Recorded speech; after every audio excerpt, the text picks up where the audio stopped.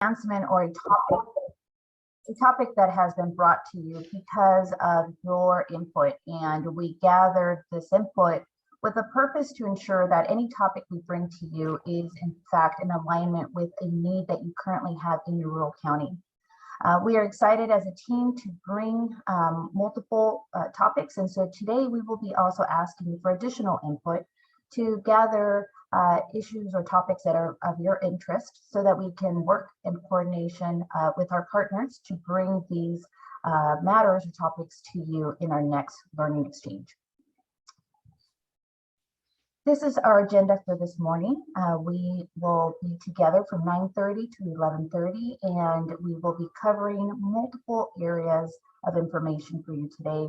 We will be asking for your input. We will be asking you to participate in an activity. We also will be bringing to you a speaker that is amazing. We actually had the opportunity to have our partners that are presenting today present at a state convening, and it was well received.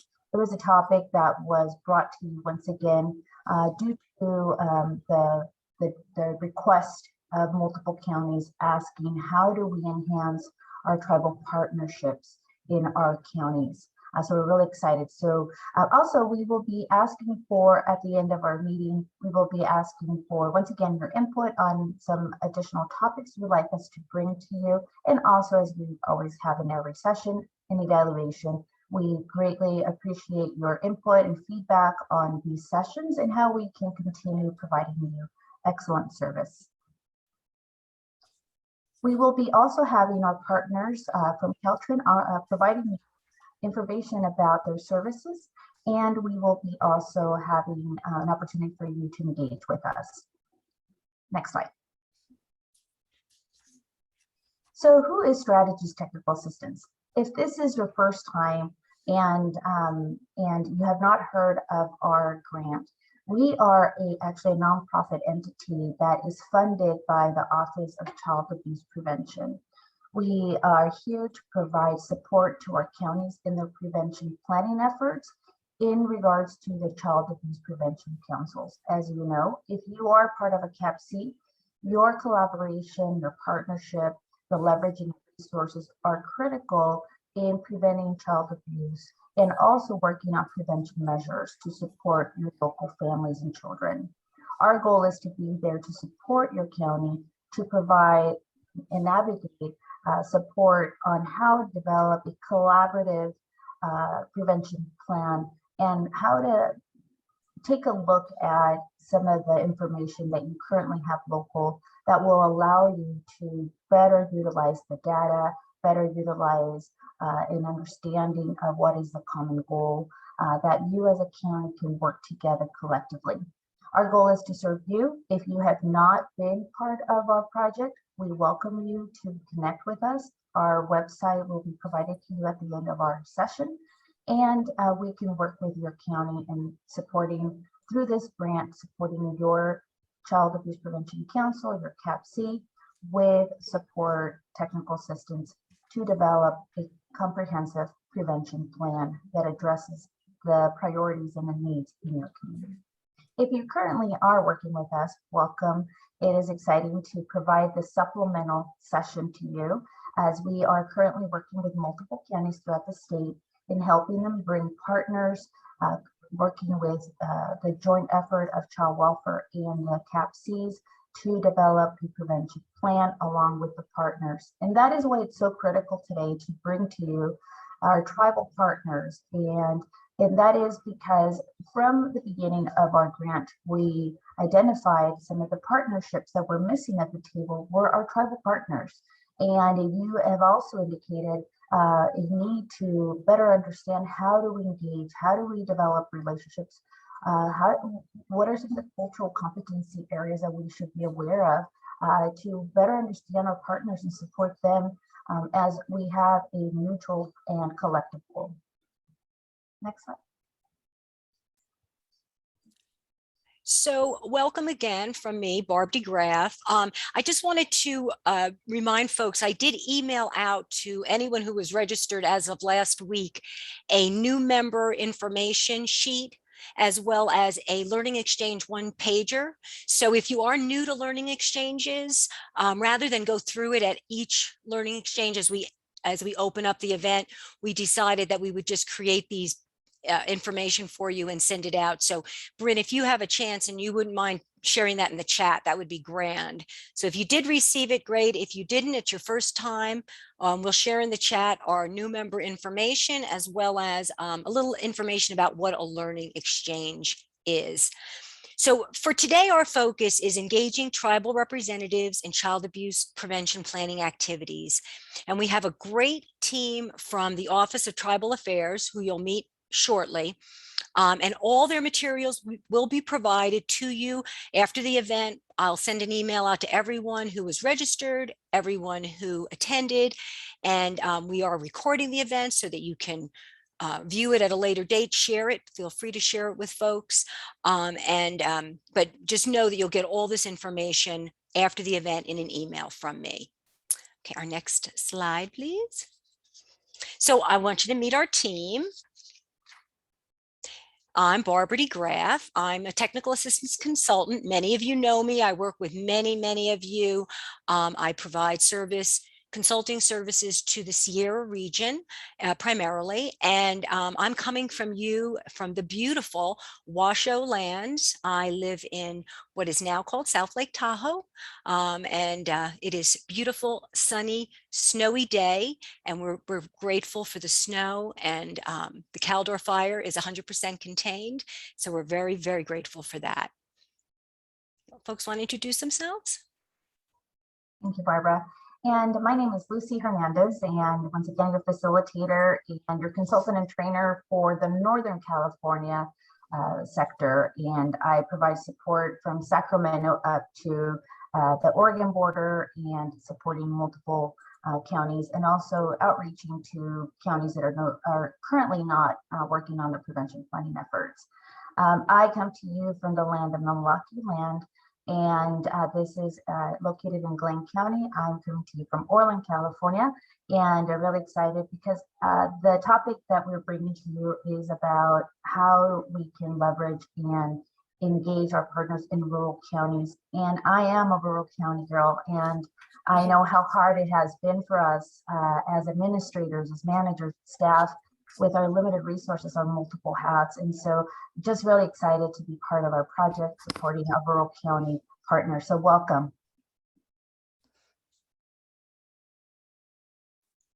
Bryn. And hello, my name is Bryn Pascal, and I am the data support specialist for Strategies TA, and I am coming to you from Nisenan land, specifically living in Sacramento, California.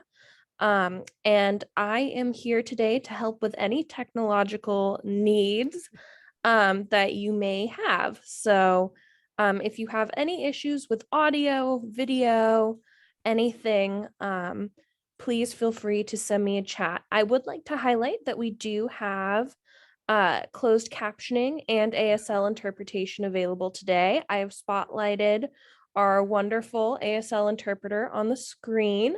And you should be able to see closed captions down below, but if not, you can click more and it will give you the option to have that pop up. So just wanted to highlight that for those of you who may benefit. All righty, next slide. So now we want to hear from you. Bryn, do you want to put the link for folks if they don't know how to find out the tribal territory that they're living on? Yeah. So as we introduced ourselves, we now want to hear from you. And we are excited because this was actually our largest pool of registered attendees. We had over 118. So really excited. That means that there is such an interest for our rural counties. But we want to know who's here with us. And we would like to ask you to please just write your name, your agency, and maybe also what county or territory, tribal territory you live or you work at. If you don't know what tribal territory you live or you work at, we have provided the link for you. Just click on it, enter your address or your city, your town, and it'll give you immediately the name of your tribal land. And I think it's, it's important for us to, obviously provide respect to understand, obviously, of our ancestors and, what land we are living and we're taking care of for our children. So take a moment and we're going to go ahead and read a couple of our participants. So let's see. Wow. My fellow Washoe, Alpine County. Washoe had a large area. Humboldt, Wiat land, cool. Wiat as well. Paiute, Shoshone lands. Hi, Wendy from Butte, Concal. Hi, Ryan. I've seen you at a lot of our events. ICWA director, nice. So we're hoping that we're going to be able to have some interaction with you folks. Hi, Joni, my Amador peeps, Miwok, Miwok. Palmo and Mendocino. Hi, Judy.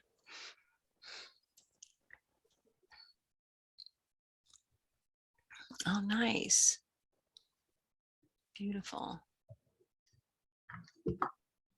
And we have a lot of folks from Inyo County, I noticed, registered.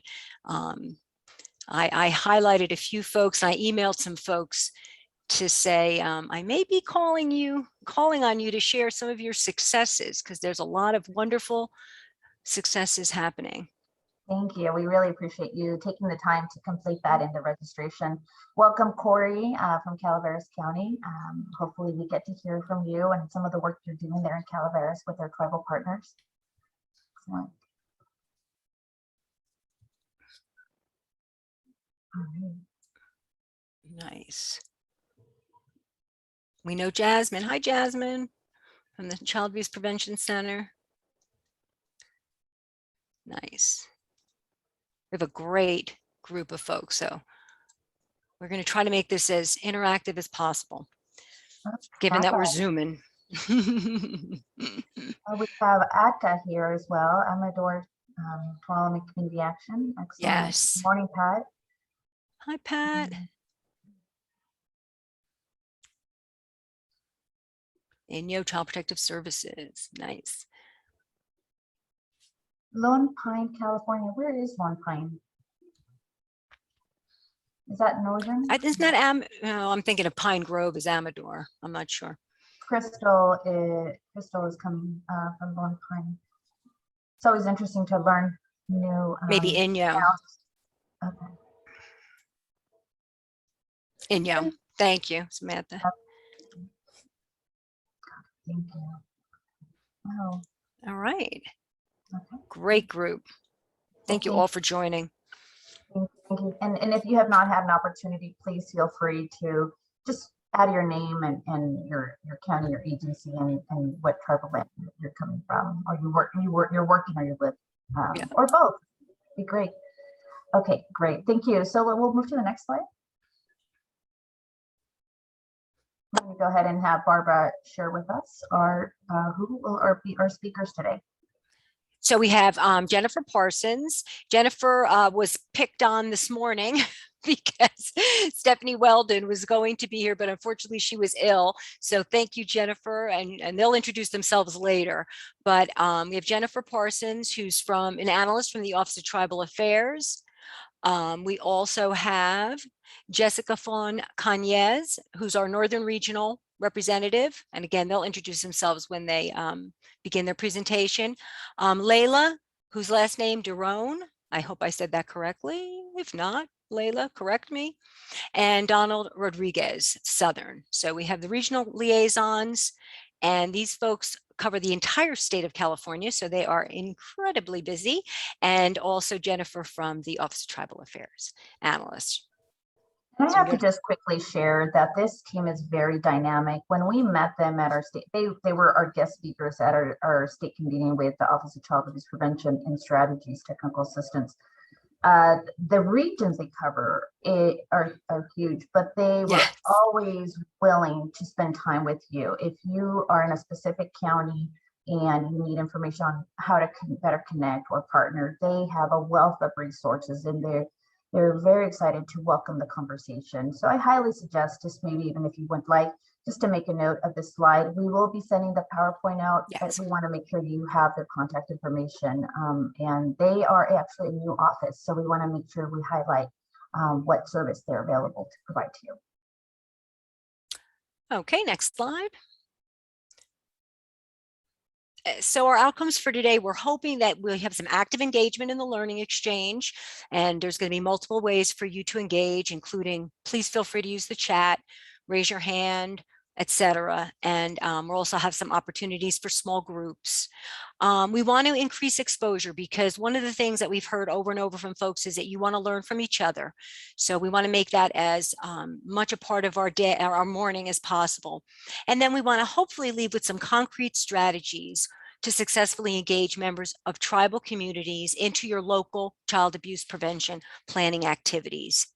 And at the end, we're going to have a link for an evaluation. Please take time and fill it out. And I'll say this before, I've said it at other learning exchanges. If you're interested in working with us, with Lucy and myself, and helping us to shape these learning exchanges, just let us know. Feel free to shoot us an email, put it in the evaluation. I do try to get a hold of folks before meetings and see if you could help shape the agenda so we can make this as meaningful for you as possible. Yes. Can you share an example of a county that actually volunteered to support us? I could. It was way back when, and that's how we ended up with this topic. So, one of the counties that one of the members from our first learning exchange I met with after, because she had indicated in her evaluation that she'd be willing to work with me, and she had wanted to learn more about ICWA. So, it definitely helps shape not only the topics, but also, how can we make this as interactive as possible? That's going to be key. So in a minute, we're going to have a pair share activity for you folks. So you're going to break up into little pairs. But first, Jessica Matli from Caltran is going to take a few moments and just update us on some of their offerings. So I'm going to ask Jessica to take it away. Wonderful. Thank you so much. I actually have a very brief PowerPoint that I wanted to share with you all to put some visuals to what I will be discussing. So just give me one moment and I will bring that up for us.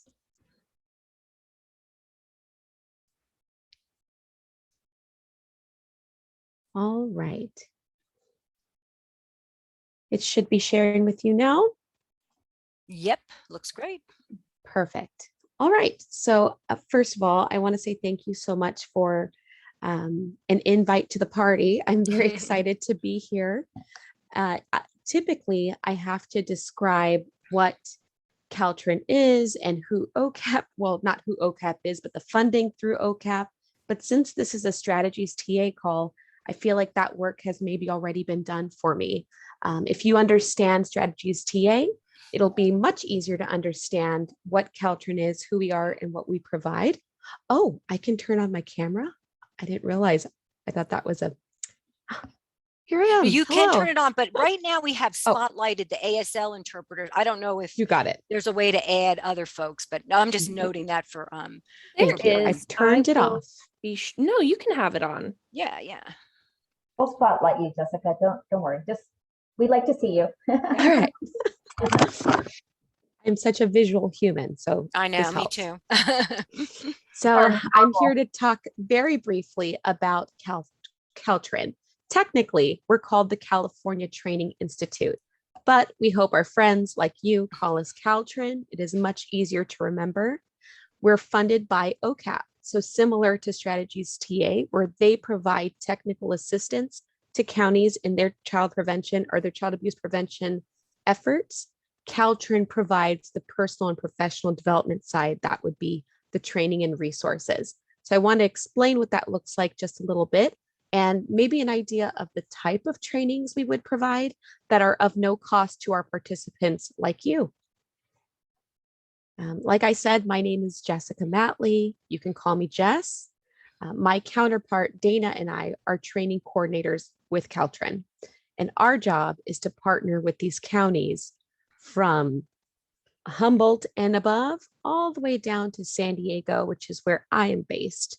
We take these counties, and our goal is to form relationships within each one so that we can better serve the population of family resource centers, CAPCs, child abuse, other child abuse prevention organizations, with the intent to be your partner and ensuring that staff of these organizations have the development and education opportunities to grow and do some good work out where you are. My personal contact information is on here. I'll make sure to drop that in the chat before I go. So if you have any questions about your specific organization, the staff you have on hand, and professional or personal development trainings that may be available to them at no cost, I hope you ask me, but I'll also tell you where you can find that information on your own. Just a few extra details here, as you can see on the screen. What we offer, the type of trainings that we offer at no cost to our participants would include live webinars. So sometimes it kind of feels like this, except we'll bring in a subject matter expert to break down a certain topic. We have also created virtual self-paced courses in some key areas like child abuse.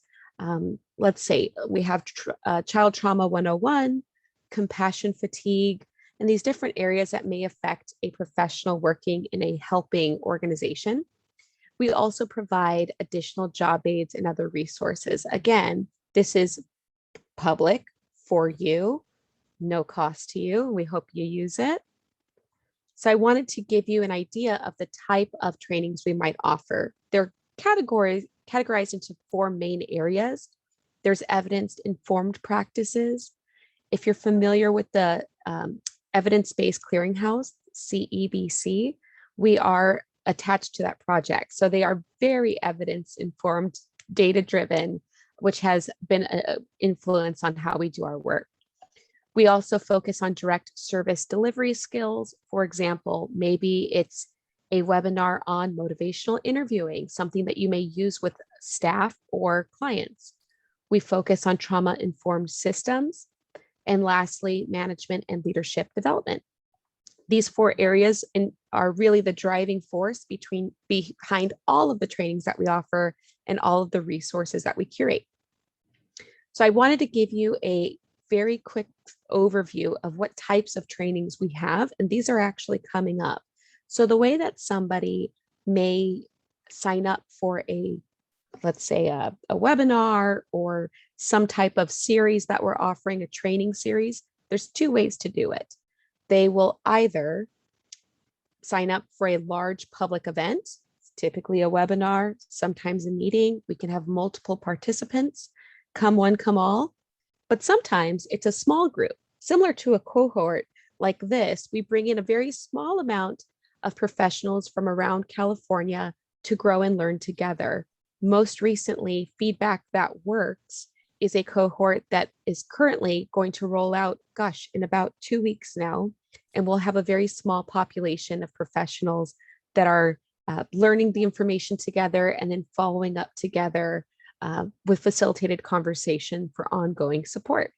So if you take a little look around, you'll see a little bit of everything that is available. And what I'm going to do is I'm going to drop into the chat right now the calendar of where you might be able to find these and other types of trainings. Again, that would be no cost to the participants that join us.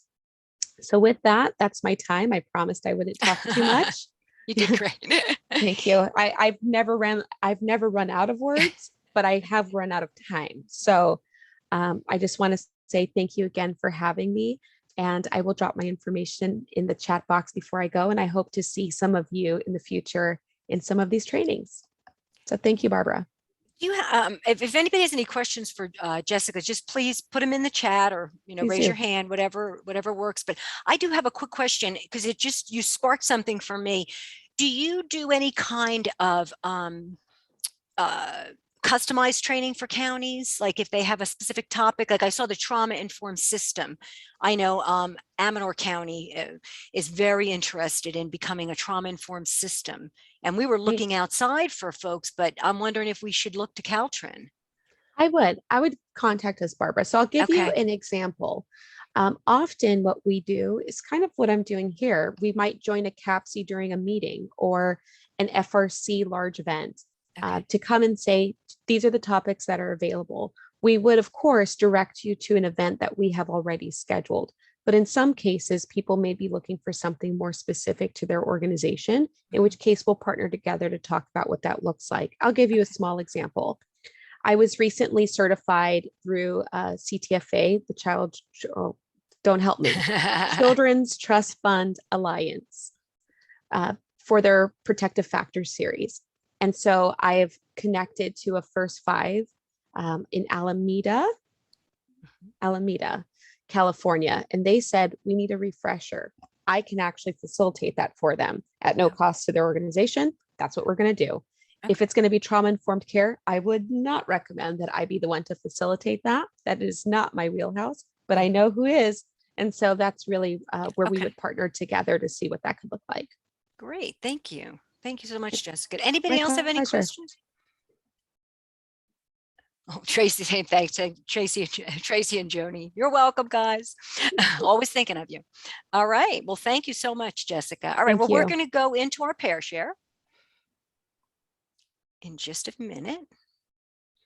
And I guess we don't need the slide up, right? Or yeah, or might as well do what's easiest. There we go. Okay. So the activity, you've done it before, if you've been here before. If not, it's very simple. We've got 70 people on the call, so we have enough rooms, right, Bryn, to have 2 in a room? We do. All right. And so we just want to take 5 minutes. We want you to start thinking, opening up, and think about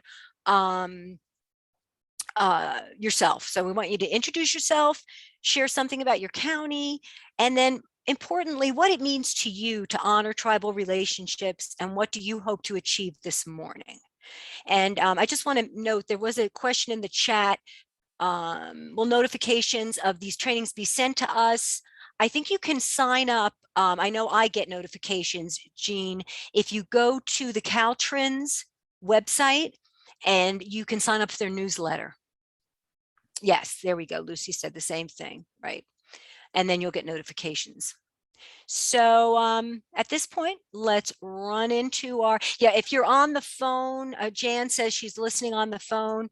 I don't know if you'll be able to go into a room if you're just on the phone, correct? I don't know the answer to that, Brent. You'll be able to go into a room. It's just that your partner won't see you. Won't see but you. You'll Okay. get to at least verbally have a conversation, which is just to answer the question. We just want you to share with your partner what it means to honor tribal relationships and what you hope to achieve this morning. Bryn, you want to do your thing? I will. And just as a heads up, some of the rooms will have 3 people in it just because of how numbers work. But so just take that time and you'll have 5 minutes in the room. So yes, We'll I'll see keep track of time. Everyone in 5 minutes to hear back your debrief. Awesome. See y'all soon.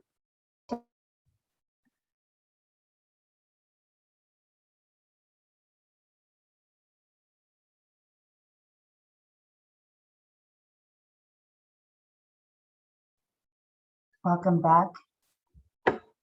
Looks like we still have a couple of the groups that are joining us. Hello, Lisa. Hi, sorry, I don't mean to interrupt you guys, but I got booted out of my group. Okay, I think the time is up and you will automatically be redirected back to the main session. Oh, okay, just kidding, thank you. Oh, it's okay. It's okay. You know, and the time flies by so fast. That's one of the issues. We try to do it as much as we can, give you as much time, but it's really just to get you just acquainted with another professional in a different county that has a similar maybe demographic or different partnership that you may learn from. So hopefully you can continue the conversation with your partner. And my goal is that today you could actually learn who's here and be able to reach out and learn about their partnerships. And we do have, as we mentioned earlier this morning, we do have a couple of counties that did indicate in their registration some examples of projects or services that they're coordinating with their tribal partners. So we really hope that you can share with us today, if you would like, what you're doing in your community so that we can all learn together. Great. Okay, so I think everyone is back. Okay, great. So let's go ahead and just, if you don't mind, just putting in the chat box, maybe a highlight of your conversation with your partner today, this morning. I know that it wasn't a lot of time, but if there was either who you connected with, or if there was a specific project or service that they shared with you, just feel free to put it in the chat box. We'd love to read those, and also gives an opportunity for all the other attendees to see who may be a connection for them. So I'll give you just like 30 seconds to just type in who your partner was and a service or maybe an aha moment that maybe was shared in your one-on-one.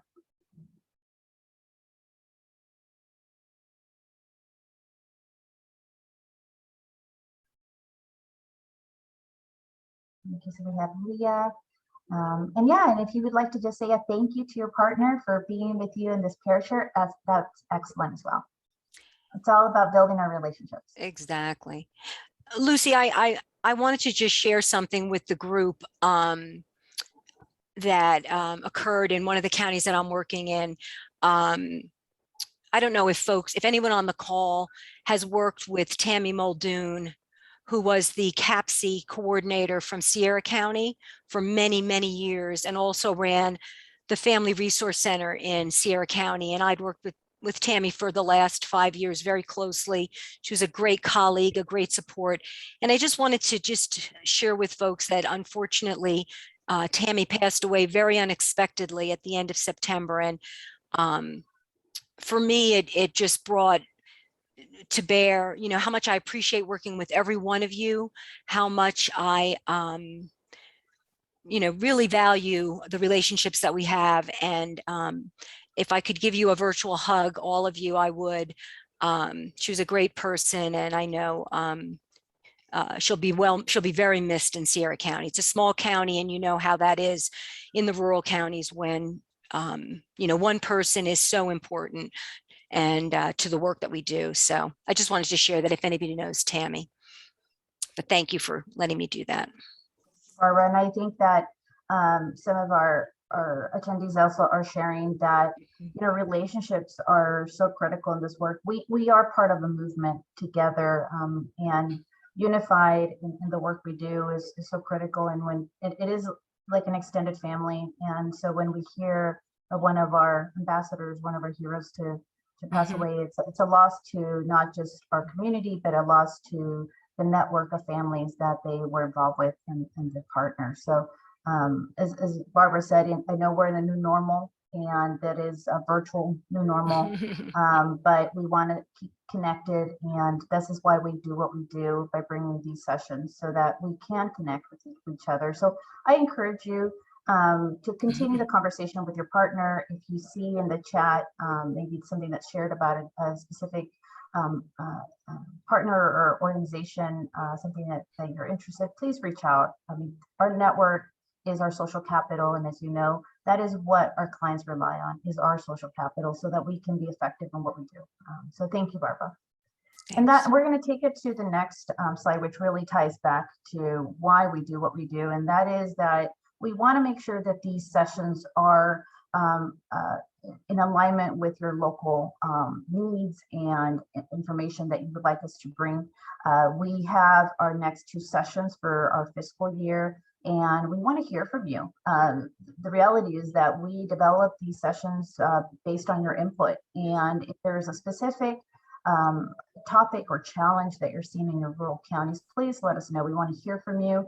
We want to make sure that we bring speakers around that topic and be able to support you as a rural county professional with these resources, because we know in your counties you live in a limited area with resources, and we have multiple hats, and we have to be very strategic on how we provide services. So we want to be a partner with you, and please, at the end of their session, we will be asking for your input. So just start thinking. I thought we were doing that. I thought we were doing that now, Lucy. We had moved it to the front. Yeah. Oh, well then, if So there is anything, any topics that you would like to let me just if I might just introduce something real quick, because one of the things I wanted to share with folks is that we are having in November and in December, we're not having specific rural learning exchange. The dates that Lucy was sharing, Tuesday, February 22nd and Tuesday, May 24th, are for the next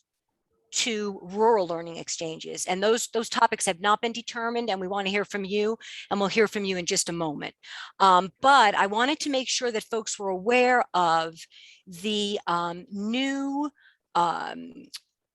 webinar learning exchange combinations that Strategies TA is putting on in November and December, and they are both related directly to the new funding that's available through ARPA and other areas, American Rescue Plan Act. They're going to have one November 9th, and they're going to talk about housing and housing services, which I know is super important to folks in rural communities. The webinar will be recorded, and then they're going to have an associated learning exchange. So it's a new format that they're putting together. And that learning exchange will be November 16th from 11 to 12. And if you go to our strategiesca.org website, to the events tab, you can register for these. And then there's going to be December 2nd, community schools funding, and an associated learning exchange December 7th. So they're very close because December is a tough month. But all the information about these webinars and learning exchanges are going to be on our strategiesca.org website. Please go there, and also sign up for our newsletter if you haven't already. There's a tab for that. So just keep that in mind, that these are some of the topic areas that the larger Strategies TA are putting on. And then we want to hear from you about what you want to explore in February and in May. So a couple of things I just want to share. One thing is that, we could continue. We're going to move quickly after this into our presentations. We're a little over time from Office of Tribal Affairs. It's a lot of information. It may be that we want to continue the Tribal Affairs series and make that a longer presentation. Maybe in my group, in my breakout, in my pair share, we had a representative from the Department of Social Services who was talking about evidence-based practices. And I know that's something we're exploring in our rural areas. What are some of the areas that are of interest to you? So we're just going to take just a few minutes now, and we're going to ask you to think about some of the areas and just think outside the box. Whatever you think is of interest to you, you can raise your hand and we can unmute you. I'm going to put up a Mentimeter in just a moment, or you can chat your thoughts and questions. So with that, let's go to the Mentimeter and see what we can do with that. I'm going to share my screen. I think you have to stop sharing, Miss Bryn. Yeah, 1 second. I was just going to put the code in the chat before letting you. Oh, you're so good. Do that. It's also up on when I share my screen as well. Awesome. Okay. So if you haven't used Mentimeter before, you just go to www.menti.com, and then you put this code in that Bryn just listed, and you'll see what starts to happen. You can start typing in your ideas. So we're going to try this, and I am going to share my screen. And let's hope it works. And if not, just chat. If you have any problem or issue, just feel free to chat in your questions, your ideas, your thoughts, whatever it is you're thinking. And you can also, in the evaluation, add it there as well. Okay. So we're going to start the voting, and I have to, I think, start the countdown here, right? Now, if you go to the www.menti.com, and it'll ask you for this code 5639511. you should be able to start typing in your ideas, and they should start showing up on the Mentimeter, unless I'm doing something wrong.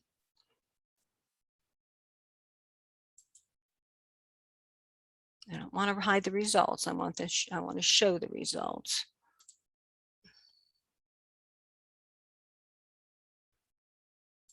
There we go. Okay, integrated prevention. And as more people add ideas, oh, I love that, evidence-based practices on a dime.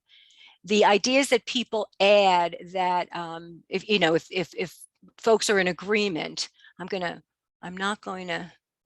don't want to close the voting yet.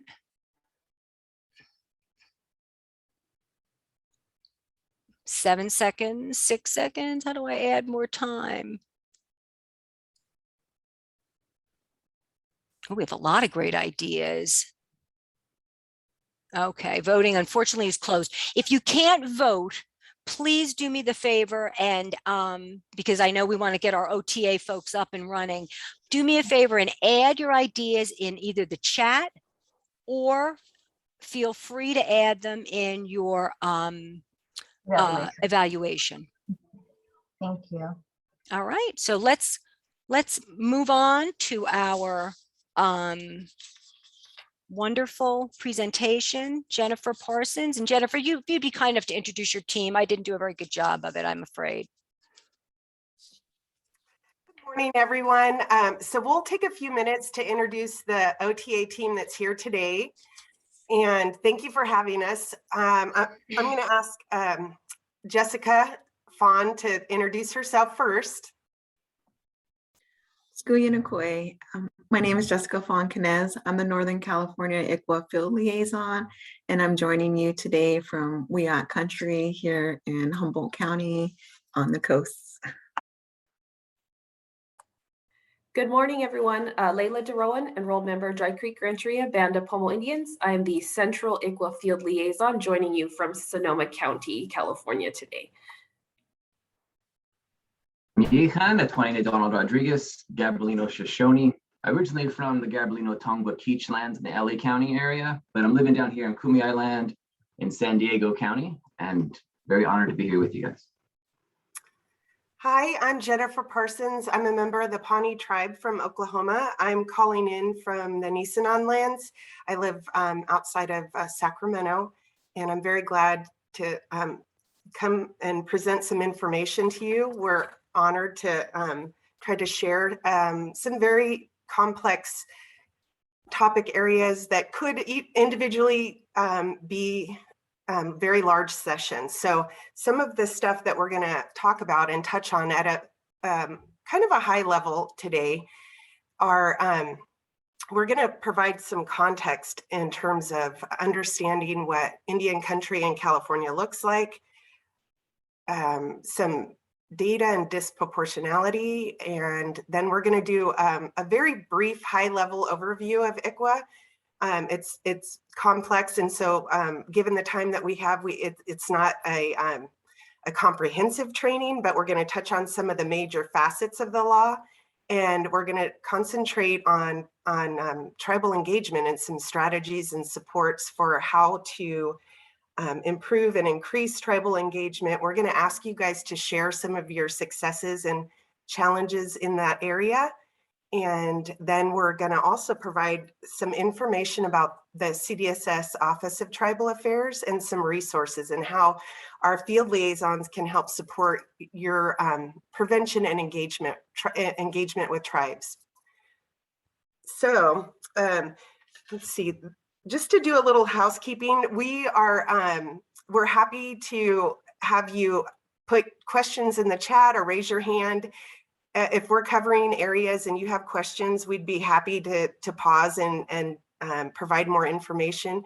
If there are things that you have questions about that we don't have the answers to today, we'd be happy to follow back up and provide that information later.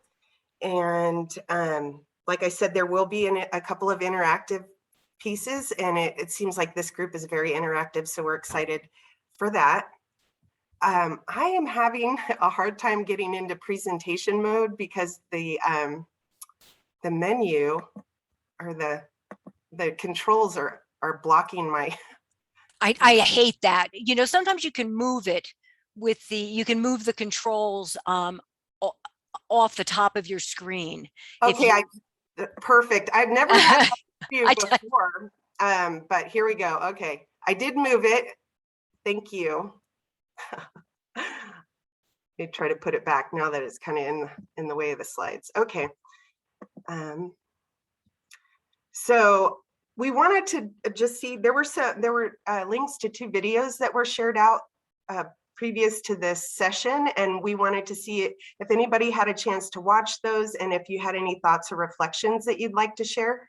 You can either raise your hand and we can call on you, or you can take yourself off mute, or they'll unmute you.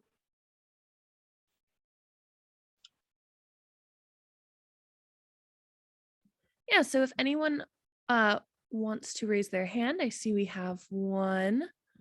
One sec, it's not telling me who. Anne Marie. Okay, Anne Marie, you. Good morning. Thank you so much for taking my question or my comments. So I think the biggest thing that came out of it to me is the lack of education and training that I received as a child, and that my children are continuing to receive as children of California. I'm from the Klamath region in Oregon, so there are about 6 different tribes that cross over my lands from where I was originally. And I am now in Wapo in Napa County, and there is almost no understanding of what that is in the school systems. And I am so honored that the OTA has the opportunity to help. And it's just, I don't want to just be sad that it's not part of an educational system. I want to enact something that makes that part of our educational system. And so that we can understand all of the things that have created the scenarios that we're in today and just start to change them. So thank you. Thank you for sharing those insights. That it's so true that the Indian experience is missing from history, and even a lot of American Indian, Alaska Natives have to go and take undergraduate courses to learn some of the stuff that we're going to touch on today. And there are a lot of Native people that have worked really hard to try to get better integration into the educational system, and it's very challenging to do that. And I really appreciate that you picked up on that. Thank you. Anyone else? We have some great chat responses. I mean, aside from people crying when they watched, but they talked about, Crystal says, intentional, devastating, repeated separation of children and families from the land they inhabited, with generational impacts. Tracy talked about substance use prevention services resources continue to be a primary focus for Amador County. And it says here, Napa has changed. Oh, I just lost that. The hard thing with the chat is it keeps moving. Here, I've got Napa has that changed. comment. I learned about the native tribes of Napa when I attended school there as a child, which is good. Gina said. Thank you, Gina. Any others, Bryn, you want to share? We just got a hand. Oh, that was a clap, not a hand raise. Just agreeing. So that's awesome. We have a chat from Donna, who shares that they have some sadness working with people, but also have celebrated successes. Pat writes that they watched both and still can't grasp humans being that cruel without recognizing they are also humans. And that mentality has only changed somewhat in all these years. Wow, that was pretty profound insight, and it's true. It is heavy to for all of us to view these instances and to learn a little bit about the true history. And it's not, we don't share these things to make us feel bad or responsible. It's to better build a foundation of understanding so that we we can engage with our tribal partners in a way that honors the historic trauma and the experiences, the historic mistrust that has been built up over, the 500 years. So it's like, we really are wanting to help bring understanding, but we want to caution you to, not to take on feelings of guilt or responsibility, but just let it help inform the work that you do and how you build relationships. Thank you. We're going to get going. We have a lot of content to cover. Thank you so much to everybody who shared in the chat and who spoke. So we're just going to spend a few minutes talking about the landscape of California. Some of this will be things you guys already know, and it might be brand new to some people. So don't be afraid to ask questions if something doesn't make sense. So there are 109 federally recognized tribes in California. That's 20% of all the tribes in the nation. There's 574 nationally, so we have a large percentage. 104 are based in California, with an additional 5 having lands that extend into California. So, bordering tribes. In California, Public Law 280 grants California civil jurisdiction and some criminal in Indian country, and it's concurrent jurisdiction. We're going to spend a little bit of time on this, but this is another area that could be a full day-long training. So if there are questions around this area, that we don't answer, we can note them for the future. This state of California has the largest population of American Indian and Alaska Natives in the country. And we're going to talk about some of the ways that came to be, some of the federal Indian policies that really led us to where we are today.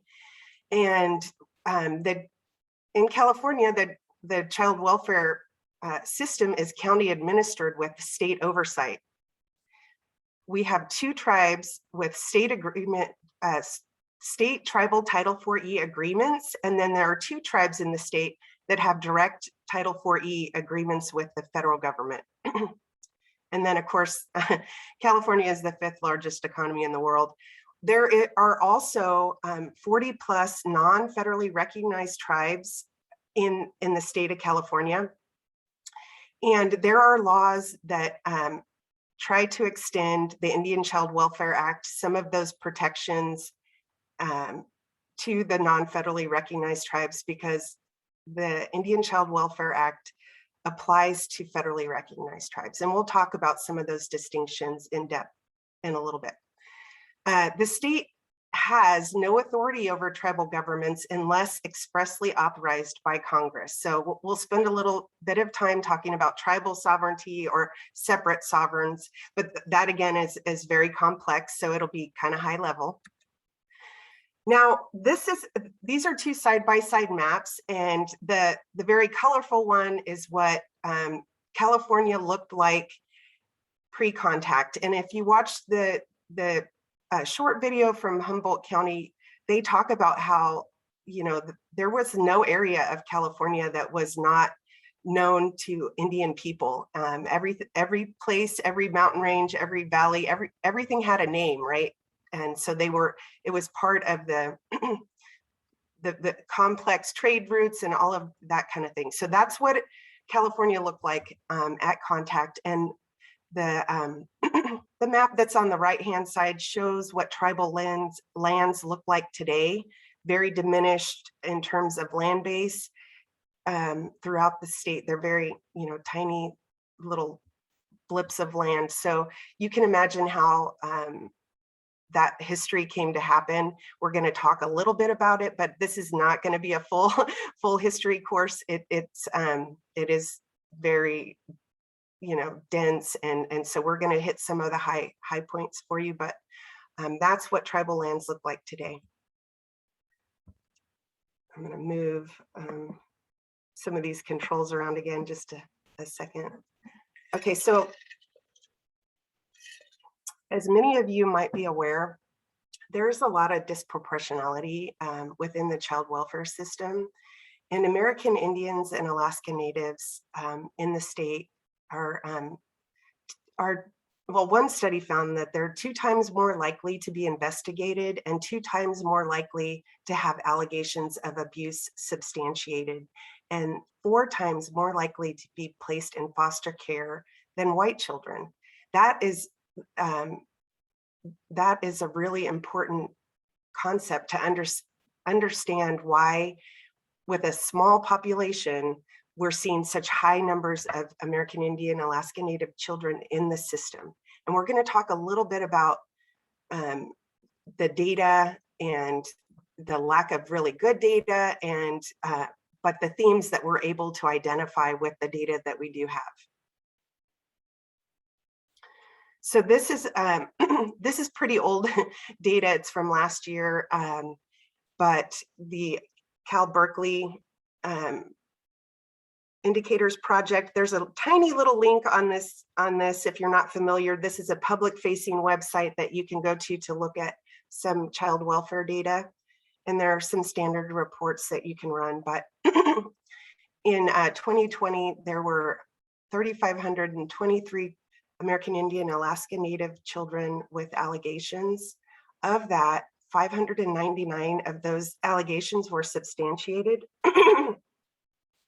Of those substantiations, over half of them, over 51%, entered into care. And that looks very different from non-Native populations. So we recently started work on a tribal work group to help inform the SDM, so the decision-making tool that is utilized was developed. It's used in every county to help make decisions about safety. And it was developed without a lot of tribal input. And now the state is remedying that with a tribal work group that is very engaged with our tribal partners. And there was some data that came out of that work group. And what this slide is showing us is a comparison by race. And if you'll look at the this, we have American Indian, Alaska Native, and this is meant to indicate that the difference in the actual child population and the number of, or the percentage of children that are entering into care. So the statewide population is 1.6, but we're seeing 3.9 with child welfare involvement. Here's another slide that came out of that work group, and this was looking at how the safety decision-making tool indicates whether a child was unsafe, safe with a plan, or considered safe. And this brought up a lot of concerns from our tribal partner about the tool not being normed with our population and having inherent bias. And so that's part of the work with the tribes to help better inform the design of the tool. But you can see here that 8.1% were determined to be unsafe using that tool, while 16.2% would be considered safe with a plan, and then 75.8% were considered safe using the tool and the scoring system. But what we were finding is that they are still being removed when they were considered safe with a plan at high numbers. And so that was very concerning to our tribal partners, of course. Now we want to pause just for a minute to see if from the audience or the participants, if you have any ideas about why we're seeing such disproportionality, what you would recognize in terms of the prevention work, or any of, in your experience, what you know about disproportionality.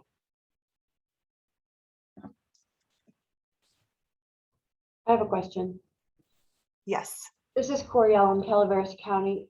One of the questions that I have is, in rural communities, are we seeing, and I'm sorry, I was watching and listening, but I might have missed this piece. In rural counties, is that different than the state as a whole? That amount of disproportionality? You know, that is really interesting. We can run some numbers by county, and then we would have to parse that out for rural or urban. But I would say across the state, the high disproportionality exists in rural communities as well as urban. Maybe some of my other OTA teammates could share some of what they know.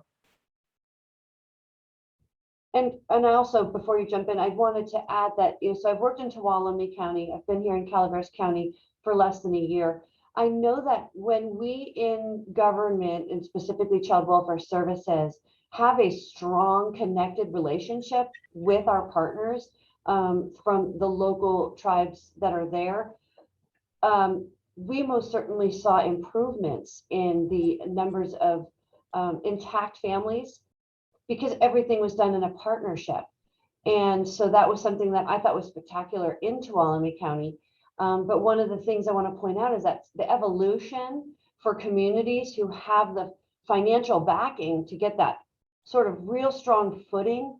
In the case of the Tuolumne band of Miwok Indians, they had an outstanding social services department. When you're in a community that hasn't had the financial resources or the backing to get that kind of support, I wonder what the impact is. And it would be devastating to imagine that if you're in a community such as in Calaveras County, where we don't have that kind of financial backing, if that would actually demonstrate changes in the numbers of disproportionality. So just something that has me very worried and curious. Yeah, thank you for your question. I'm going to see if anyone else from OTA would like to share about what they've experienced in terms of urban versus rural.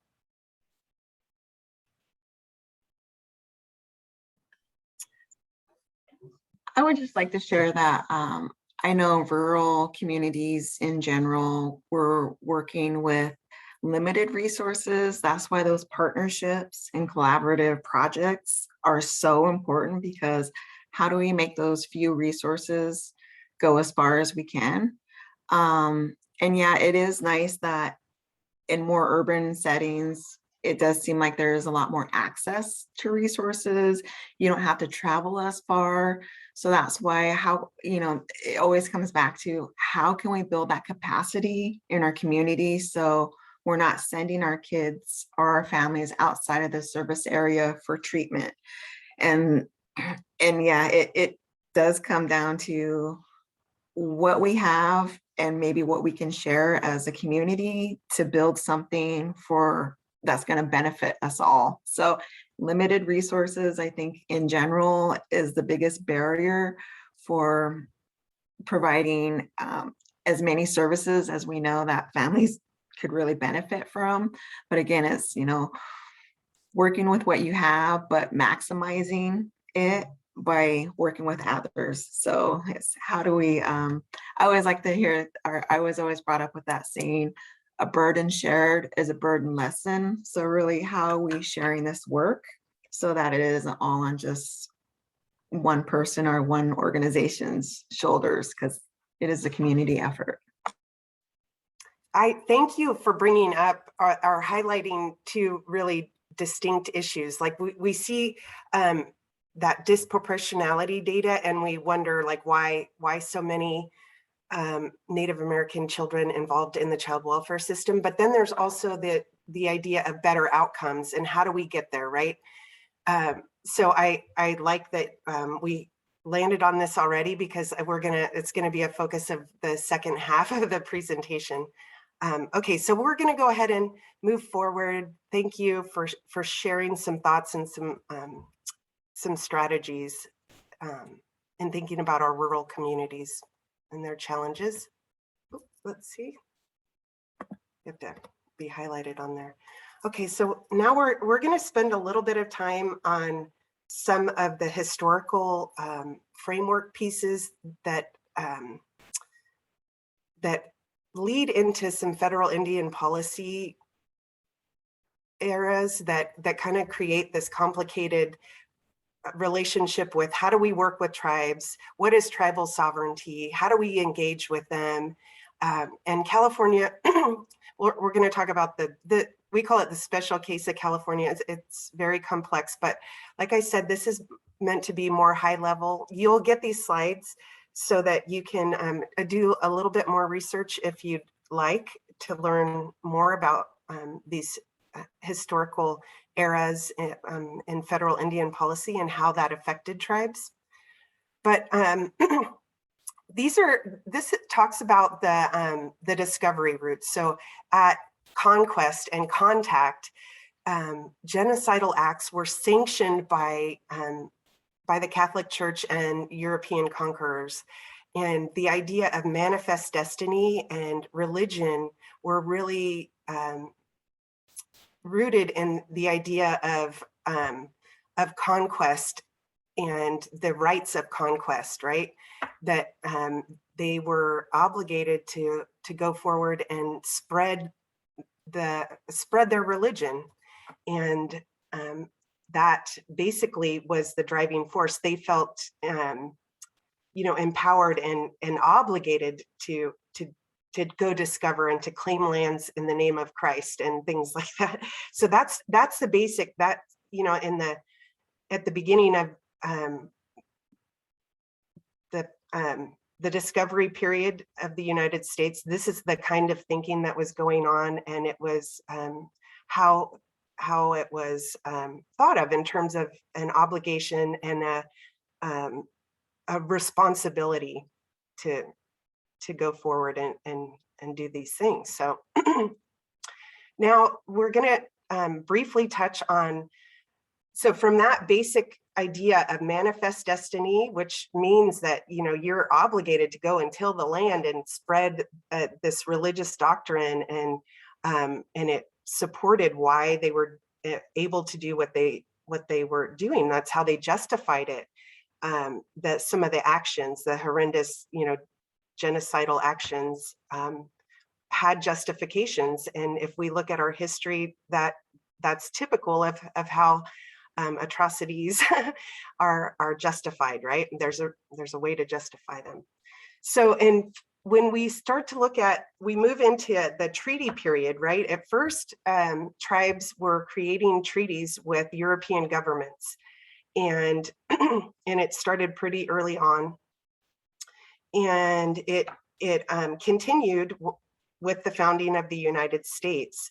And when we get to periods of the federal Indian policy,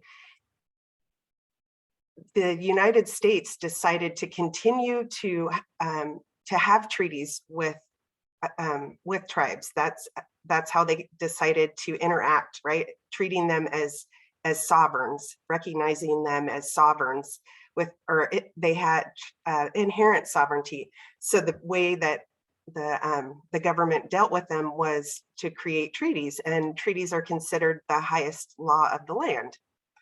And what we see with this slide is that federal Indian policy is very complicated, because it swings back and forth depending on the administration at the time, Congress and the president, and how what was going on the global front. And so you see a swing back and forth between efforts to assimilate American Indians into the fabric of mainstream society, and then to provide some autonomy to tribes. And so that swing back and forth creates a very complicated landscape of federal Indian policy that we're not going to be able to fully explain, but hopefully we'll be able to give you some highlights. So during the assimilation period, there was an idea, well, it was a project, a pilot project to try to educate American Indians in a way that would assimilate them into mainstream culture, civilize them, as it were. And Colonel Richard Pratt is known for saying this effort was to kill the Indian and save the man. So during the boarding school era and in these boarding schools, American Indian children were taken from their families, often forcibly, and placed in boarding schools where they were not allowed to speak their native language. Their hair was cut. Their contact with their tribal community and their families were cut off. And we're talking very young children. And they're basically being raised in institutions. And we know that with our move away from congregate care as a state, we know that this is not a way to raise healthy children. But they were brutal in terms of the discipline, and many of you may have heard that there is an effort going on to identify, there are lots of children that died in these schools, and there are efforts to identify all of the unmarked graves, and so this is an area that continues to show how long-lasting impacts of historic trauma are still with us today, because these children were raised in institutions, not learning how to be in a family setting. Losing connection to their culture and their communities affected how they were then able to parent and the issues that they dealt with going forward. Another era that we want to touch on is many people don't know that the Indian Citizenship Act of 1924 is when American Indians officially were granted citizenship in the United States, even though they had already fought in world wars. This is another federal Indian policy and assimilation effort. I'm going to just load these up here.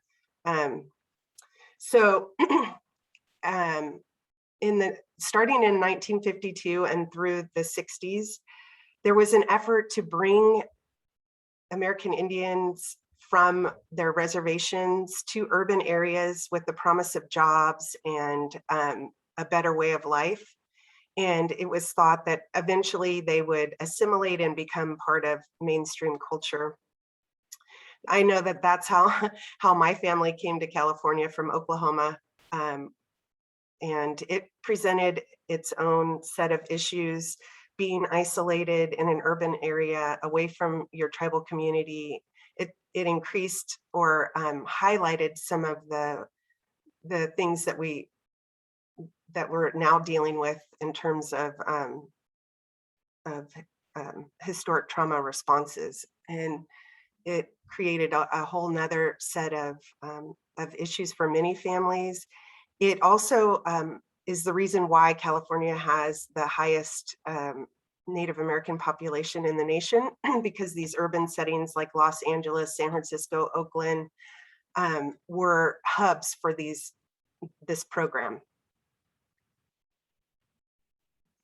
There's some of the other states that also had large numbers of relocatees. This is another important assimilation era policy. It started out as a pilot project. The Indian Adoption Project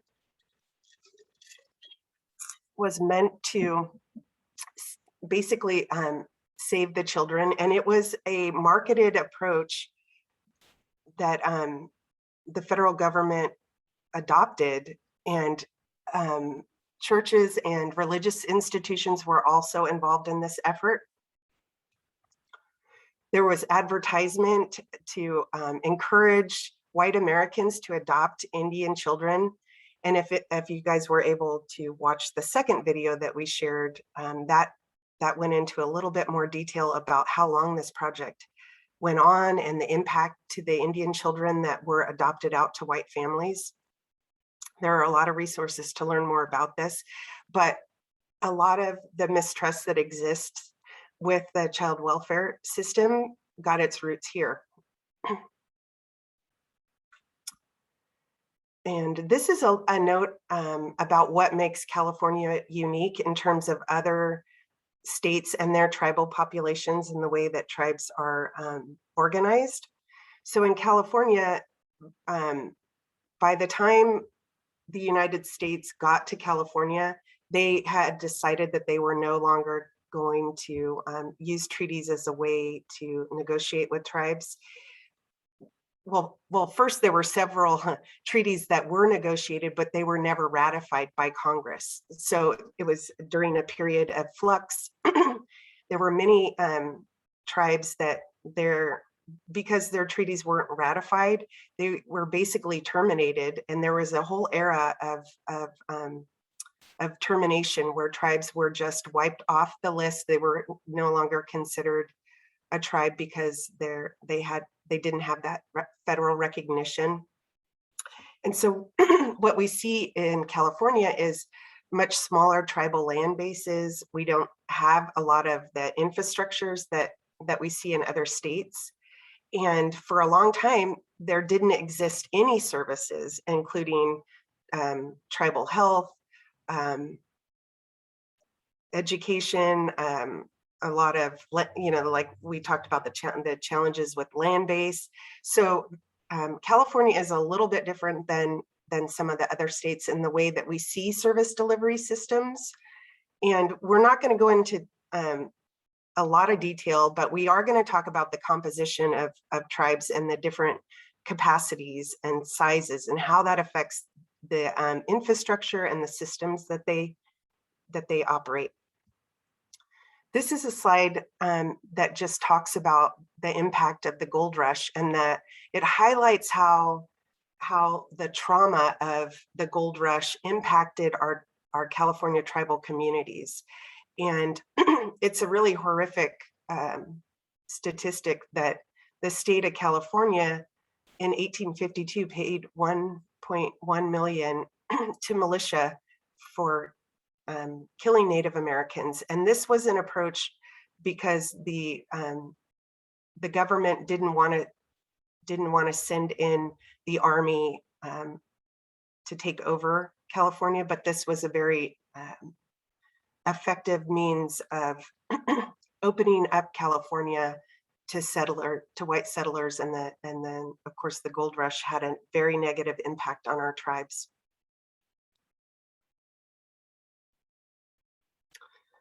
Okay, I know that was a lot, and it was very heavy. We didn't go into all of the detail, but I just wondered if anybody had any questions or.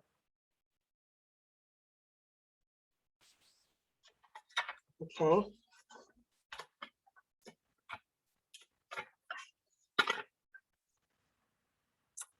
So I can't remember which of these have these little slide in things.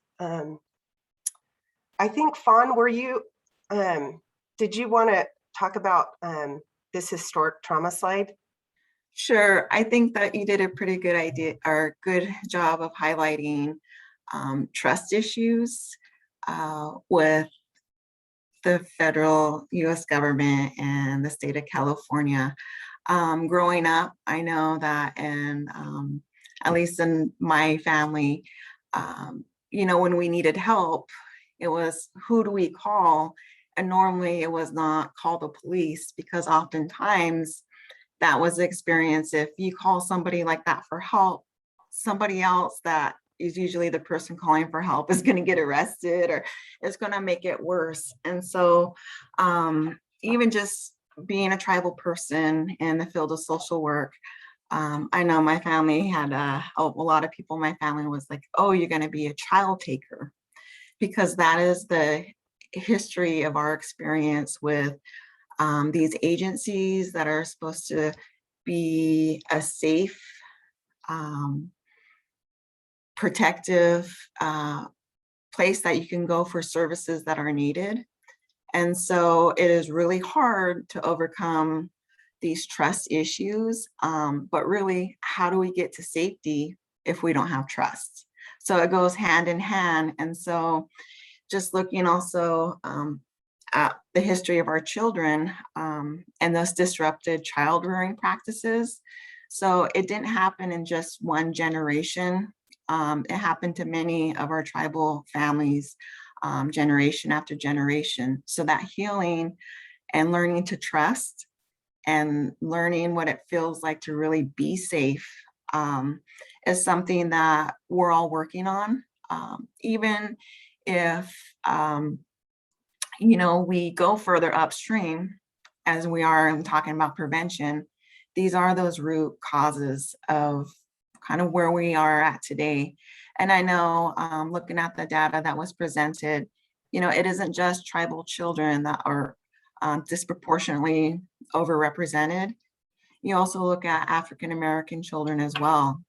They also, as a community, had disrupted child rearing practices that was legal, that if you protested or try to be a protective parent, it was against the law, because oftentimes children were seen as property that wasn't necessarily a resource of tribal communities. And really, we see our children as our greatest resource, because they are the ones who are going to continue on to honor the traditions. And as a people, we're all raised to be, I guess, our sense of responsibility to making things better. So those values are important to transmit to the next generation. And so I really like this picture that is up right now, because it is a lot of those elders who are no longer here who made a point to carry on language and to share it. And even today in our community, a lot of what we have is that knowledge that was shared and is so valued, because we know that those practices of disrupting that transmittal of knowledge, has had just such adverse effects on feeling connected and knowing who you are. And so, we're relearning, but also those that have been able to maintain all that in spite of all these acts and forced assimilation policies, that is still something that continues on today. And so how do we strengthen that so that as tribal people, you still have that, because it is a source of protectiveness and safety. And so how do we expand those places of safety for those in our community? And so, Thank I you. know the biggest challenge, is just getting that foot in. But again, it's building that trust. Sorry. You really did a good job in talking about how historic trauma affects our families, and then how it can affect building relationships, tying that all together in a good way. And I really want to appreciate that prevention now is focusing on trauma-informed care. And part of what that means is recognizing where some of these risk factors, these for very negative outcomes, stem from, and learning how to address those and build better relationships. So thank you. Okay, so we're going to spend a little bit of time talking about political status and why that matters. We're going to transition very shortly into an overview of ICWA. So let me see here. Why is this in my way? Okay, so political status is derived from the historical relationships among tribes and between tribes and the federal government, right? The treaty relationship was one sovereign recognizing another, and that tribes were eventually considered domestic dependent nations, and it created a federal trust responsibility for our federal government. and things were agreed to through these treaties that, you know, are now the trust responsibility of the federal government. And the United States recognizes that tribes have inherent sovereignty, the authority as governments to exist and self-govern, but that sovereignty is complicated, and we'll talk a little bit about how the ways that it is complicated and hard to understand, and how it affects how we're going to engage with tribes as counties, as prevention partners, and the state.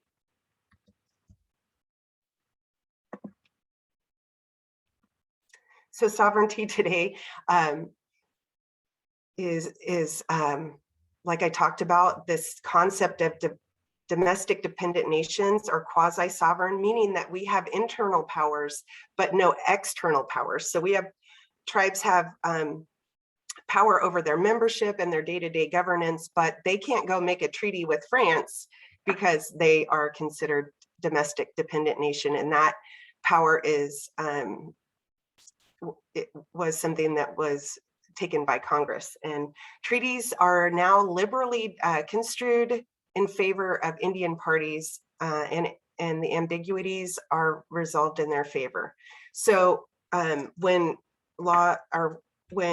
federal Indian laws are challenged, the idea and the precedence has been to resolve things in favor of the Indian tribes.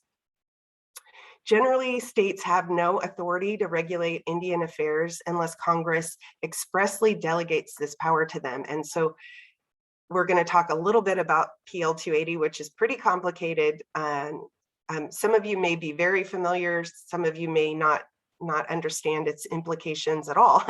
So we'll spend a little bit of time on that. PL 280 was passed during the Indian reorganization and termination era, and it requires 5 states, including California, to take over from the federal government some extensive criminal and civil jurisdiction over tribal matters. Tribes were not given any say in this legislation. So this was an effort to shrink the federal budget and to offset some of that fiduciary and trust responsibility to the states. So a practical example of the effect of PL 280, the Indian Child Welfare Act generally reserves that tribes have exclusive jurisdiction over child custody proceedings for Indian children who live on the reservation.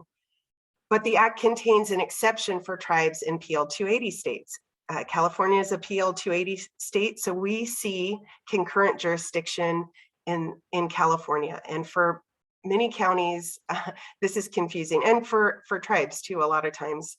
But the fact that there is concurrent jurisdiction means that there's also concurrent responsibility for child welfare.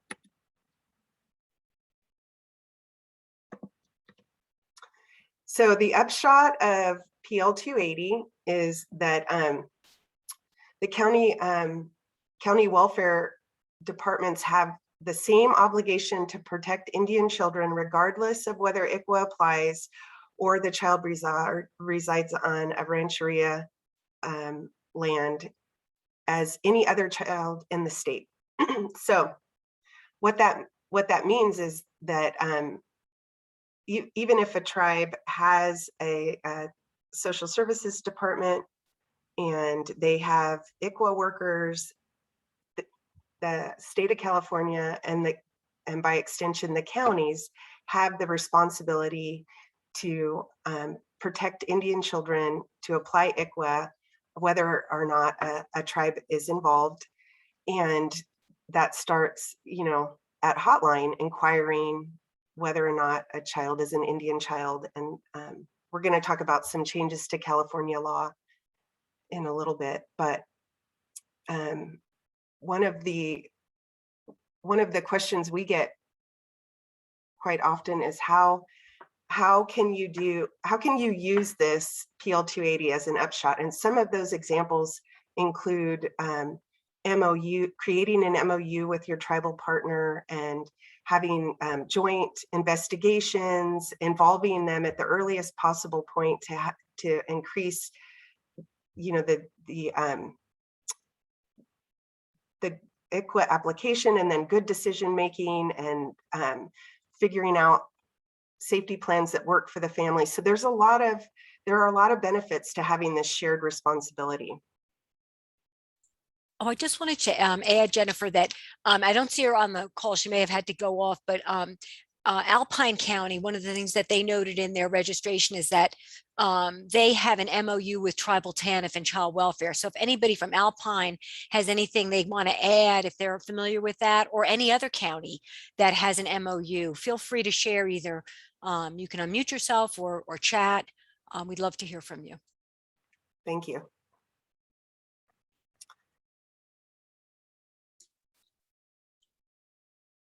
I don't have an answer to that question that Barbara just posed. I have a different question, but I'll wait to see if you have any comments first.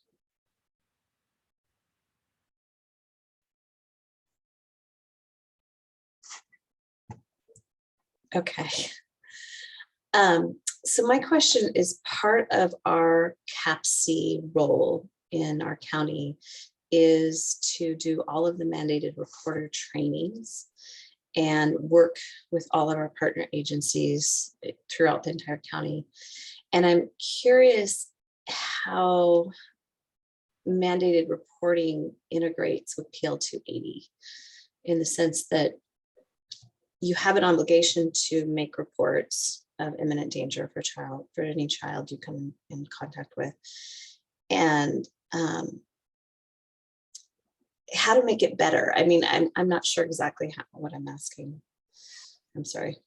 The thing about PL 280 means that the state laws apply to tribes, but then tribes can have their own ordinances and laws related to how they function internally.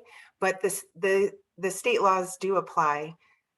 So mandated reporting is required, you know, across the state. So I don't know if that is what you're getting at, or if there is an issue with reporting or an allegation of abuse for an Indian child, and then you're wondering how to start that conversation early with the child's tribe and exactly that portion of it.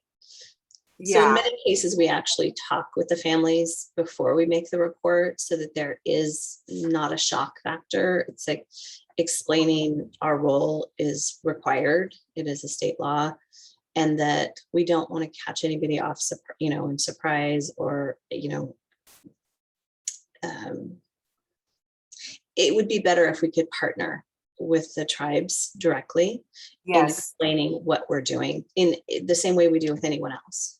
Well, what I did briefly talk about was the idea of, you know, creating an MOU or a protocol that includes when a call comes into the hotline and they've asked because of AB 3176, is this an Indian child? And they know that it is, and, you know, they right away, there should be outreach to the child's tribe. And I mean, this is in an ideal situation. There is already an existing relationship where the process is outlined, right? It's like, well, then you make a call to Department of, or you know, the Tribe Social Services Department, and you guys do joint investigation, because tribes know their families in most cases, and they can provide very valuable insight. They also need to be engaged in terms of placement preferences and all of that. So I know the others on the OTA team have examples of county tribe protocol that have been developed to outline how the engagement goes at every stage of the case. And I don't know if, I know we can share those example protocols, but I don't know if any of my team want to add anything around this issue. I think what you said is really, really helpful as well. And I love what Cynthia wrote about the MOU, and that the ICWA has a unit within their CWS is amazing. So if Okay. people want to share their MOUs and as samples, that would be really helpful. Yeah, I was going to say, if anyone has an MOU they want to send to either, you can send it to me, to my email, and then I'll make sure to get it out in the follow-up email from here. So it'll be a part of the, follow-up material. So feel free to share that with me. We also have a hand raised, Jen, from Charlie. Okay, go ahead, Charlie. Oh, you're muted, Charlie. So is life. So my question is along the same vein as Anne Marie's. When I work for CAPC in the training department, and one of the trainings that we hold is a CSEC training. And I know depending on your whatever your ethnic group or your social group might be, there'll be specifics around that. Is there any information that you can give to us about that? Yes. So at the recent Judicial Council gathering, we got an update from Sovereign Bodies Institute, which is a research institution that is focused on missing and murdered Indigenous women and girls. And there's a lot of data and reports, and there is a very strong link between children that are involved in the child welfare system and sex trafficking. We would be happy to share those resources. I don't think I can do it in the chat really quickly right now, but and maybe somebody on my team could do that, but we'll be sure to connect with you. If you could put your contact in the chat, we'll follow up directly, and then we can share it with Barbara. Exactly. To be shared out extensively. Okay, well, thank you. The other point on this this slide is that tribes can assert exclusive jurisdiction by transfer to tribal court. There are several tribes in California that have established tribal courts, and then there's a lot of variation that can happen where there's this kind of idea of shared jurisdiction where and I don't know that we're going to have time to talk about it, but there are joint jurisdiction courts. There's some examples of those that are really exciting and have shown to have really positive outcomes for tribal families. Getting the best of both supports in terms of what the county has to offer, what the tribe has to offer, and it's just some additional support. Okay, better move us on. My teammates are gonna. Okay, so now I'm gonna pass it over to my colleague Fawn to go over high-level slides on the Indian Child Welfare Act. Thanks, Jen. So as we know, the Indian Child Welfare Act is a powerful and multifaceted statute. So ICWA provides or has provisions that address the following: tribal rights and opportunities, minimal federal standards for state court proceedings, Indian social and cultural considerations. Next slide. So as Jen had already kind of laid out, that the Indian Child Welfare Act acknowledges a special relationship between tribes and the federal government and seeks to protect essential tribal relations. So just know that its political status and that it's not just based on ethnic considerations because of those distinct political government to government relationships, and that Indian children are citizens of both their tribe and the United States. And so they are a dual citizen who has the protections of both their tribal nation and our nation. Next slide, please. And so overall, the reason for ICWA was because they had many concerns from tribal people, and actually had a congressional hearing that revealed that Indian children were being removed at really high rates, that tribes were worried about the impacts that this would have on what the future of their community would look like, because so many tribal children were being taken and adopted outside of the community and never to be seen again. And really, as citizens of a nation, you want to know where your citizens are going. And so in 1978, Indian Child Welfare Act was passed to remedy abusive child welfare practices. The first part is that it recognized a special relationship and the federal responsibility to Indian people. And the second part was to promote the best interests of Indian children and to promote the stability and security of Indian tribes and families. Next slide. Because we know the sooner that you can engage your tribal partners, the better outcomes for your children. So ICWA established a minimal federal standard for state courts for procedural and substantive protections. And so really it starts from the very beginning of when a case or when concerns are expressed to child welfare about a potential Indian child. So of course, at Hotline, it all begins with inquiry and following through that when there is reason to believe and reason to know, that you ask questions. And then if it is reason to know, contact the tribe. Reason to believe, you just continue asking until you know whether the child's Indian or not. And so really,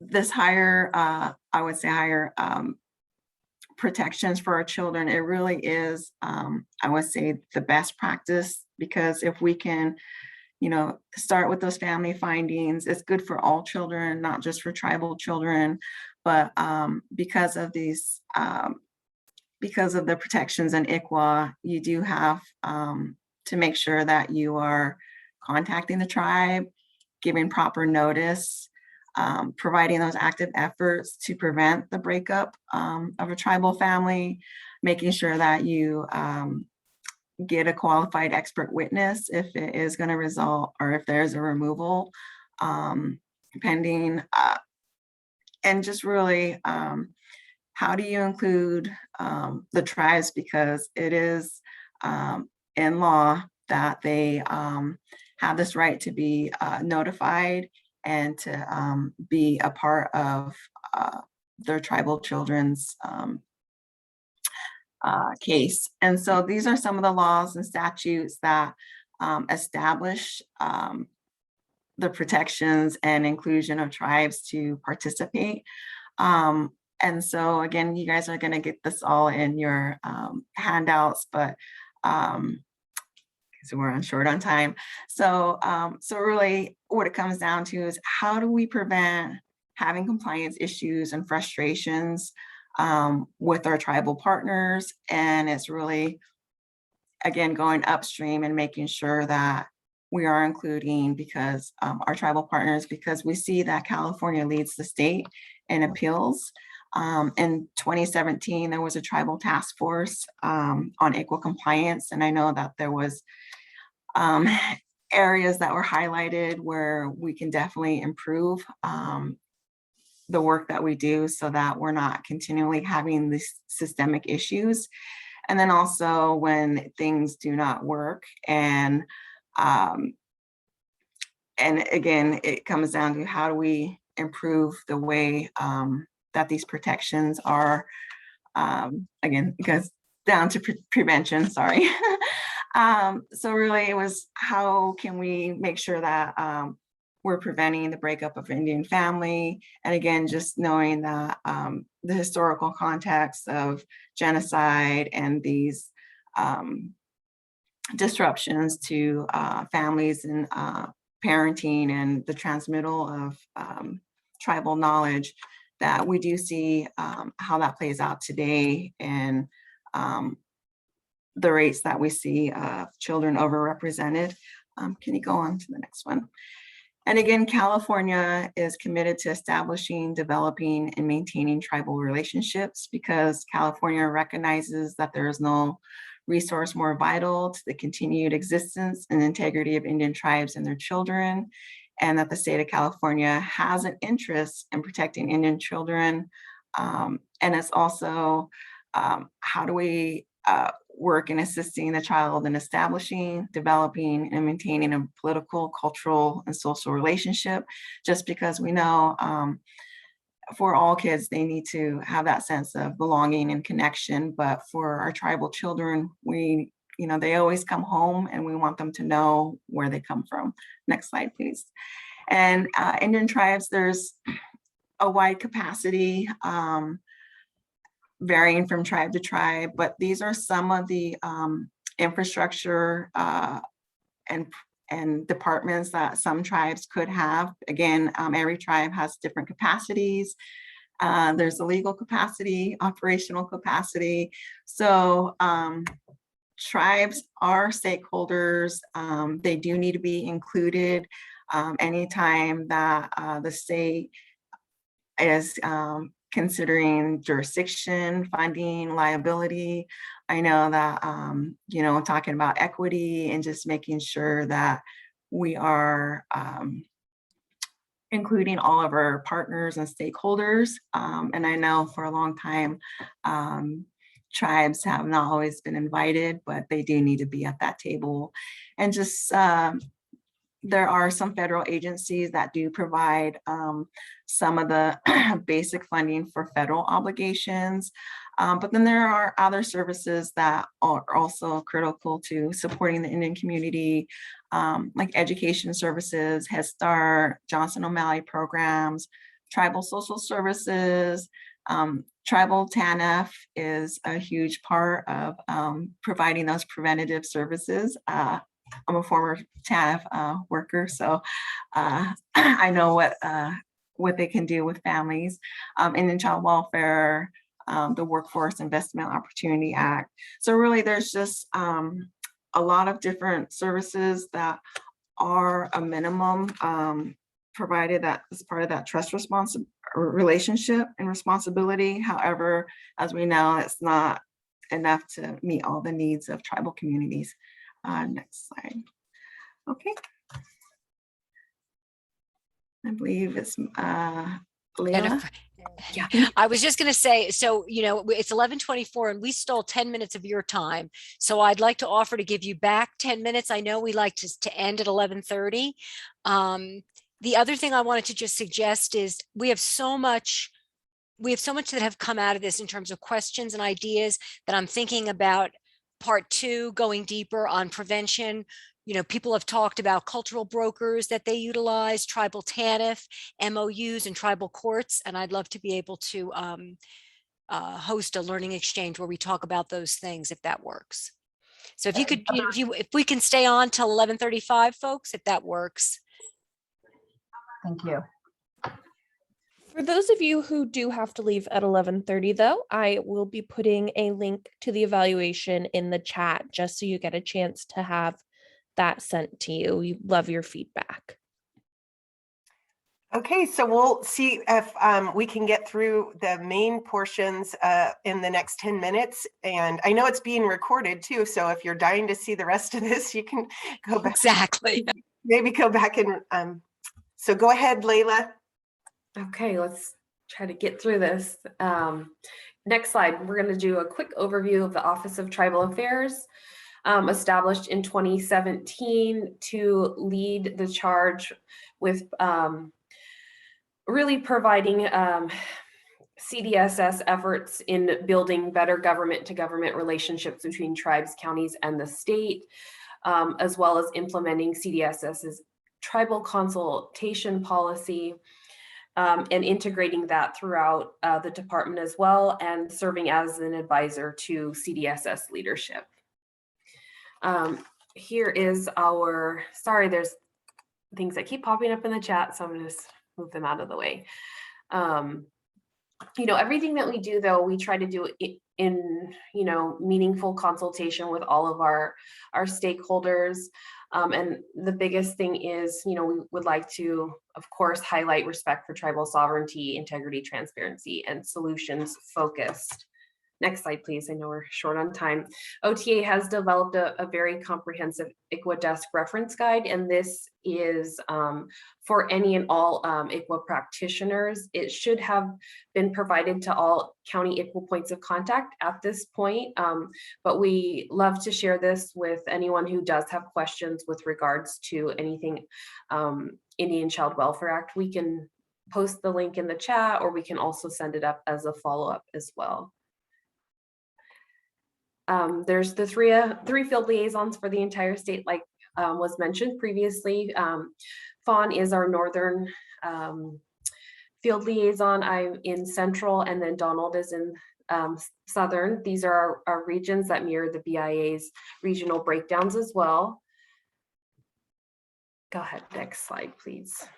We are tasked with 4 main priority areas, with our overall goal of strengthening ICWA implementation and relationship building with a focus on inquiry, notice, active efforts, and placement. The 4 priority areas include strengthening relationships, again, between tribes, the state, and counties, providing technical assistance to both tribes and counties by providing resources, providing training. We have a Tribal Governments 101 training, tribal engagement, where we would be able to go into more detail, as well as linking both county and tribes to other training opportunities.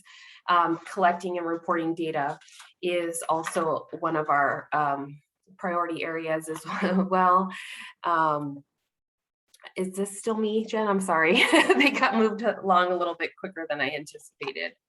I think we're moving to. Oh, okay. Let's give Donald some time. Sorry about that, folks. Oh, no worries. Okay, so we thank you very much for listening to this. We've covered history, we covered religion and politics, things that are very difficult to talk about, and especially when we're kind of rushed like this. But the main point, and you could continue, Jen, is how are we going to engage with the tribes, given the history, given all these political issues, especially with those agencies that you may represent.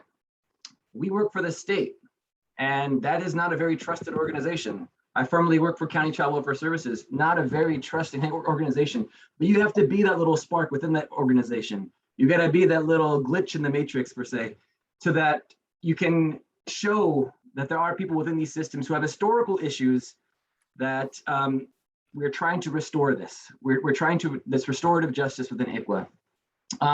We're going to ask this question. We're not going to have time to really get to it. Hopefully, we're hearing in the chat that we're going to have a part 2 where we can really dive deep on how we're going to engage with tribes. One major thing is, please reach out to us at OTA, the field liaisons. We are here to help you. We are all dedicated to wanting to make these relationships stronger and better, or to just even start one. A big part of that is to even join a roundtable, perhaps. We can invite you to this convening where we have tribes gathered and talk about their ICWA concerns. We also have issues with county roundtables as well, and then other roundtables that they're combined. So you have both tribal and other agencies working together to try to address some of these issues that we've been talking about. So on the next slide, Jen, we have an area of like where to really start, and we're going to dive deeper in this in part 2. This is just a quick rundown. But with all that information here, I think an acknowledgement of where you guys are at right now within your outreach. Whether you've never outreached before to a tribal community, I think you should let people know that, and that you want to engage further. And I love what Anne-Marie was saying earlier about just acknowledging what you don't know. And that was intentional too, because we are still in the system of colonialism, should I say? There's still this system that we're a part of that is trying to, we're working against. We're trying to make it better. So, but acknowledging that stuff that you don't know what you don't know. So we're hoping to help put some more information to that. these things, these AB 2083, and on the next slide, it's the 153. Those are like assembly bills that are requiring you now to engage with tribes. So I know you may want to, but now you're kind of required to. So how can we help you with that? And that's what we're here for. So here's some more information about the MOUs. We'll get you to some other counties that have had some success with those as well. And further on, Jen, practice, we get some practice for meeting with tribes. It can be intimidating. You are working with sovereign nations. So consider that, like you'll be having to work with like a delegate from like Canada or a delegate from Mexico. That's the kind of understanding that you need to have when you're talking to a chairperson. And there's some protocol that exists there. How do you outreach to a tribe? Who is that person to contact? And we want to go through it further, but please, as of right now, the Office of Tribal Affairs has started some of the groundwork. But if you already have a great relationship, because I see several tribal partners on here, if you already have a relationship with them, meet with them further before you need them as far as like an emergency, like get to know them. If you're going to be a part of this restorative practice and wanting to do ICWA, tribes are going to want to know who you are, because you're going to be working with their families, often with their own children, perhaps. And if you're going to make that dedication to be in this circle of Indian Child Welfare Act and wanting to meet with tribes, it's a commitment, and people are going to vet you. they're going to ask other people about you if they haven't heard from you yet. So if once you make that stand, like, hey, I'm here to help work with tribes and help this restorative practice, then you're coming out, and people are going to ask about who you are, and they're going to want to know who you are. So and then they're going to invite you to all kinds of trainings and all kinds of roundtables. So you're going to become part of the community if you really want to put the work in. And that's what it has to take. You have to be able to be under that microscope. There's a lot of responsibility, like Fawn was saying earlier. And owning up when you have made a mistake, and owning up from your agency has made a mistake as well.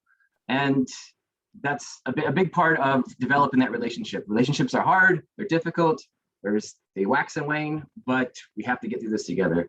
So there's a lot of great information about tribal engagement and practice tips that I hope that we can share more of in the future, and maybe specifically have a training just for that. I even bring some of our tribal partners on to be able to discuss further.